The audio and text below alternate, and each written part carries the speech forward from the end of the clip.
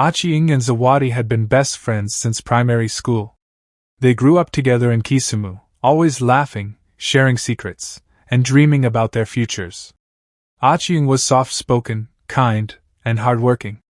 Zawadi, on the other hand, was bold, charming, and very ambitious.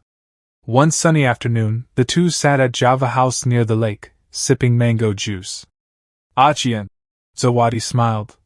I can't believe you're getting married to Brian. You're so lucky. Achieng blushed. He's really good to me. I didn't expect this kind of love. Brian was a successful businessman. He owned multiple hardware stores across Kisumu and Nairobi. He drove a black Range Rover and treated Achieng like a queen. Everyone admired their relationship. Zawadi often smiled and nodded when Achieng talked about Brian, but deep inside, jealousy burned in her heart. I'm happy for you, Zawadi said with a tight smile. But as they hugged goodbye, she whispered under her breath, You don't deserve him. Later that night, Zawadi stared at her phone, scrolling through Brian's photos on social media. He should have been mine, she muttered. I would fit perfectly into his world. She had tried before, sending flirty texts, dressing to impress, even pretending Achieng was talking to another man. But Brian always laughed and said, Zawadi, you're like a sister. I love Achieng.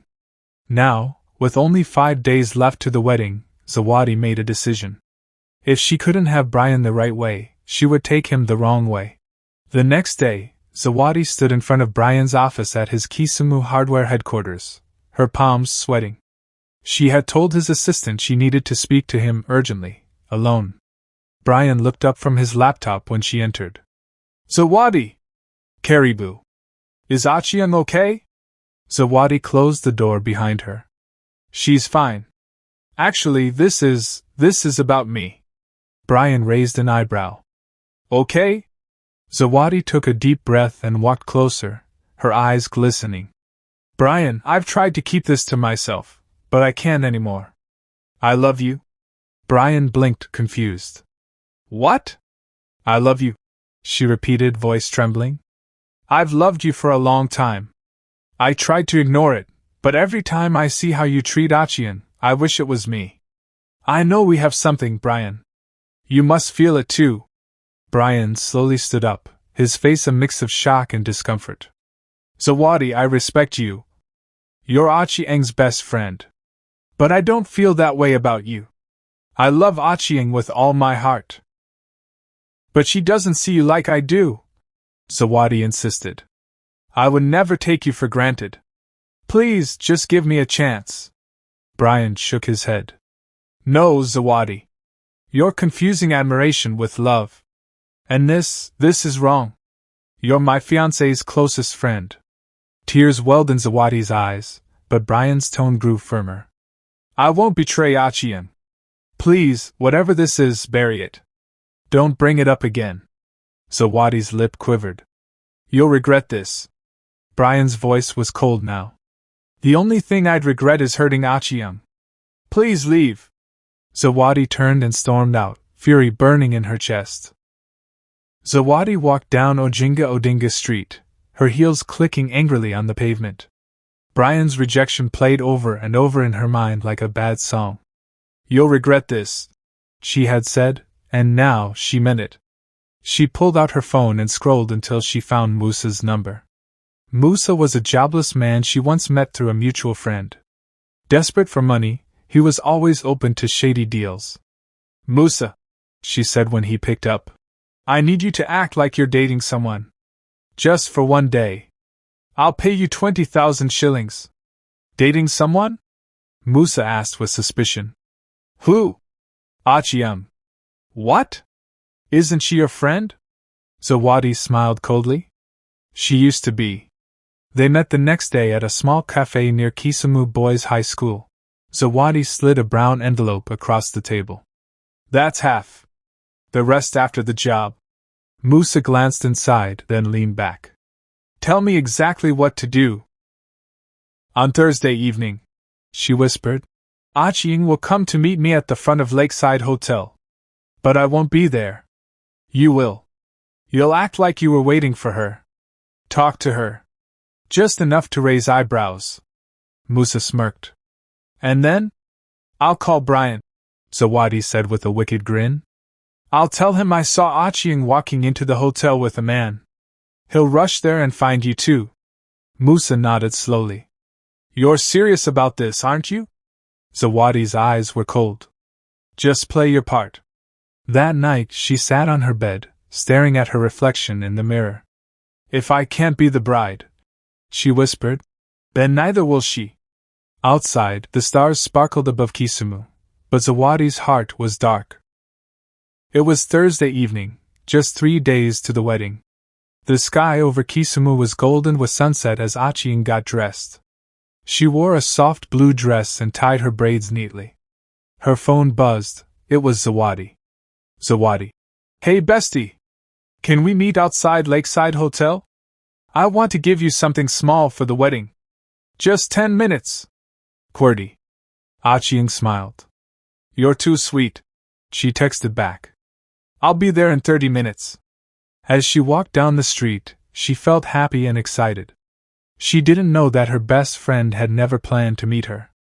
Instead, Musa was already waiting outside the hotel, leaning casually on a pillar. Zawadi was hidden nearby, watching everything unfold. She dialed Brian's number with a fake urgency in her voice. Brian! I don't know how to say this, but I just saw Achieng walking into Lakeside Hotel with some guy. They looked close. What?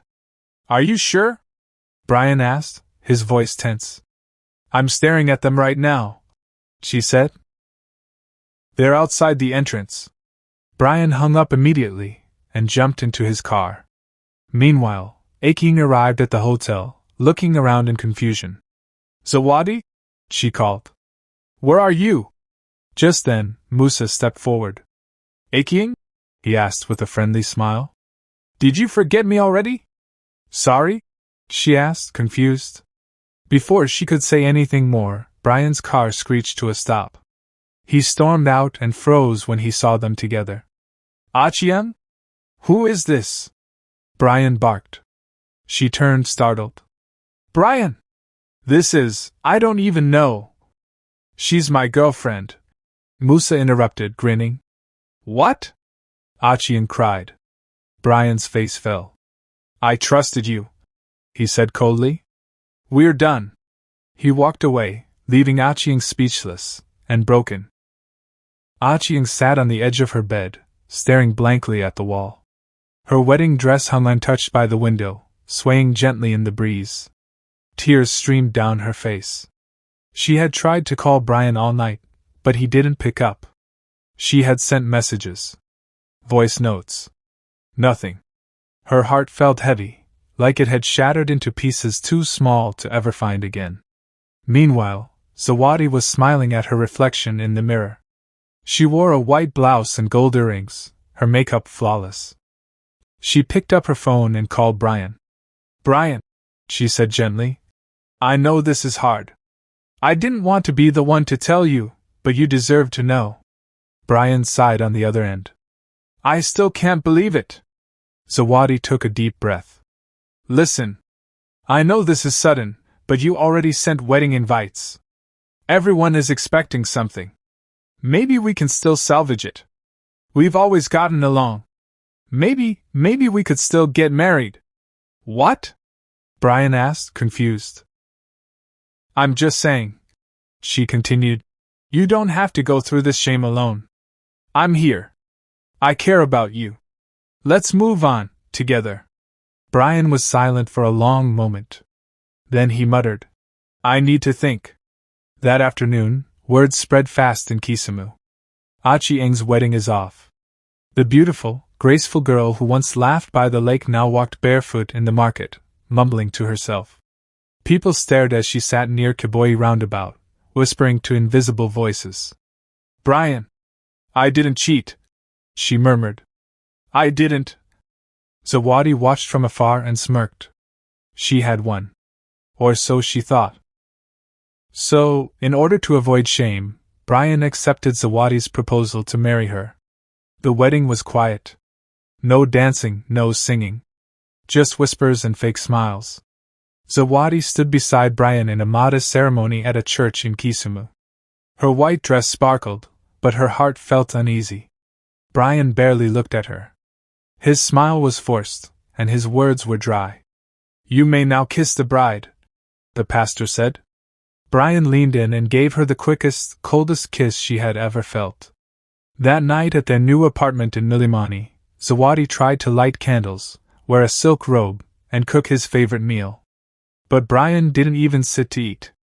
"I'm tired," he said, walking past her into the bedroom. Zawadi stood in the kitchen, holding a plate of steaming ugali and fish, her smile fading.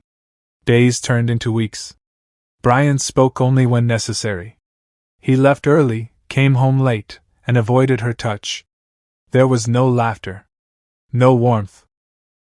One evening, Zawadi sat on the couch, staring at the empty chair across from her. "This isn't what I wanted," she whispered. "He's mine now, but I feel more alone than ever." She picked up her phone and scrolled through pictures of Achieng, their childhood moments, birthday parties, even bridal fittings. Guilt crept in. "She was my sister," Zawadi whispered, tears welling up. "And I destroyed her." That night she sat on the edge of the bed as Brian came in. "Brian, can we talk?" He didn't even look up. "About what?" "About us." "There is no us, Zawadi. We're just two strangers in the same house." Her throat tightened. "Do you hate me?"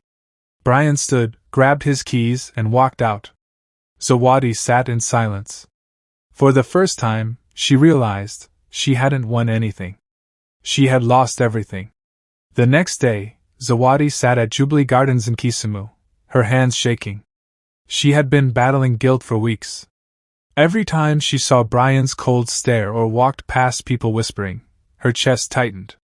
The joy she thought she'd feel had never come. One Saturday morning, Musa went to the market to buy something when he saw Achieng, her dress soaked, braids tangled, talking to herself and dancing around. "Brian! I didn't cheat. I didn't." Musa felt guilty and decided that he would go to Brian and confess. Zawadi, meanwhile, packed her bags. She had filed for divorce. Brian didn't stop her. The next day, Musa walked into Brian's office. Brian frowned when he saw him. "Who are you?" he asked.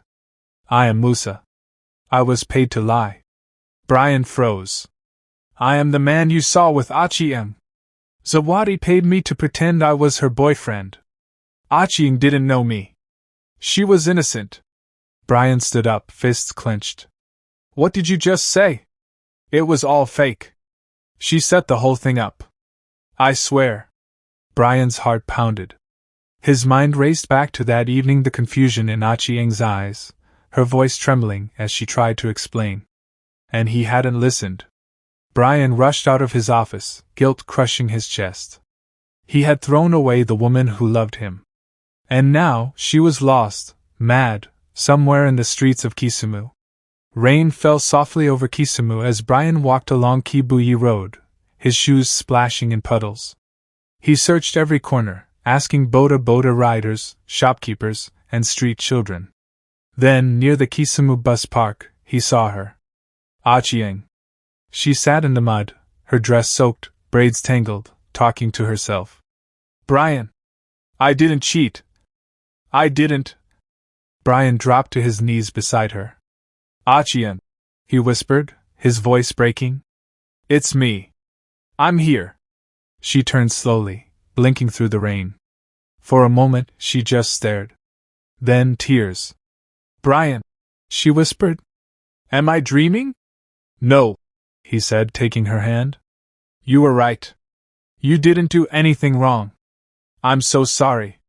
He wrapped his arms around her, holding her tight as she sobbed into his shoulder. People watched, stunned. He took her to a private hospital in town. She was quiet for days, but slowly, she came back to normal like sunlight breaking through clouds. Zawadi came and stood in front of Achieng's bed at the hospital crying. "I was jealous," she said. "I thought if I had Brian I would be happy. But I only destroyed everything. Please, forgive me. Achieng looked at her quietly, then turned away, saying, You have been forgiven, but we are no longer friends. 2 months later, Achieng walked down a garden aisle, this time not as a broken bride, but as Brian's true wife. The sun shone, and joy filled the air. Brian kissed her hand. This time, I'll never doubt you again. Zawadi watched from afar, dressed in plain clothes, tears in her eyes. She clapped softly, alone. And as the music played in the distance, Achieng smiled again. True love, tested by lies, pain, and madness, but still holding on. But now I ask you, if it were you, would you ever forgive someone like Zawadi? Someone who smiled with you, laughed with you, shared secrets with you, yet in the dark, destroyed everything you held dear? Let me know what you would do in the comments. Would you forgive, or would you walk away forever? And by the way, where are you watching this from? Nairobi? Lagos? Accra? London? Tell me down below, I'd love to know. If this story touched your heart, don't forget to like, share, and subscribe to the channel. More powerful stories are coming your way from Zamper Folktales, real, raw, and unforgettable. Until next time, stay kind. And watch your circle.